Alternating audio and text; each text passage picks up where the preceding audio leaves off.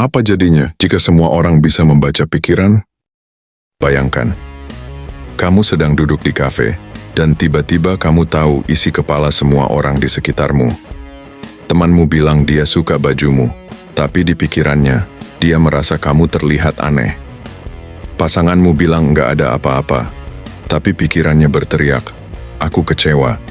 Jika semua orang bisa membaca pikiran, apakah dunia akan menjadi lebih jujur atau justru lebih kacau?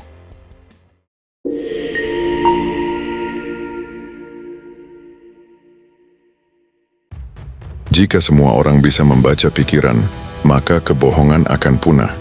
Politisi tak bisa lagi berjanji palsu. Penjual tak bisa menutupi kualitas barang.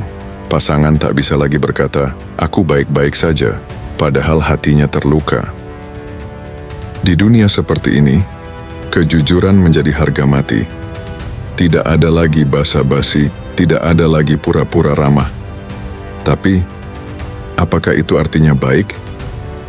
Bayangkan, kamu tahu setiap orang yang diam-diam membencimu, atau kamu sadar bahwa atasanmu sebenarnya ingin kamu keluar dari pekerjaan. Jujur belum tentu menyenangkan, bukan? I know you told your friend you're not okay, and tell me what's wrong and why you never said you felt that. Pada awalnya, mungkin hubungan akan terasa lebih transparan, tak ada lagi saling menebak, pasangan tahu apa yang dirasakan satu sama lain, teman tahu siapa yang benar-benar tulus. Tapi setelah beberapa waktu, hubungan bisa hancur, karena tidak semua pikiran layak untuk dibagikan. Kita sering punya pikiran jelek, yang hanya melintas sesaat, tapi jika semua orang bisa mendengar isi kepalamu, kata-kata kasar, penilaian negatif, atau rasa iri, semuanya akan terdengar, dan orang-orang akan mulai menjaga jarak, bukan karena tidak peduli, tapi karena takut sakit hati.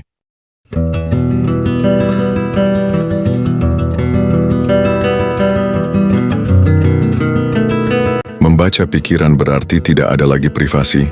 Bayangkan kamu sedang melamar kerja. Pewawancara tahu kamu gugup dan bahwa kamu ragu dengan kemampuanmu sendiri. Atau kamu berada di kelas, dan guru tahu kamu sedang memikirkan hal lain. Setiap ketakutan, keinginan terlarang, mimpi, rahasia, semua terbaca. Kita akan kehilangan ruang aman dalam diri kita sendiri, dan dunia akan terasa terlalu telanjang.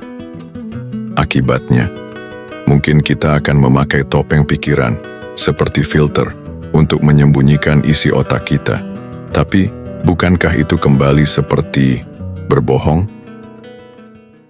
But if I lay down and I play dead and I stay dead, maybe you'll get sick of being the monster out of my head, under my bed, think you're something out of my nightmare. Tapi mungkin, kalau semua orang bisa membaca pikiran, manusia akan berevolusi. Kita jadi terbiasa menerima kekurangan orang lain.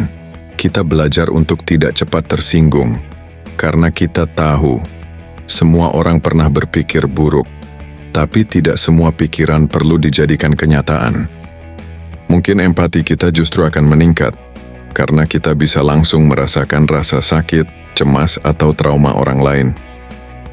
Dan itu bisa membuat dunia lebih peduli, lebih lembut.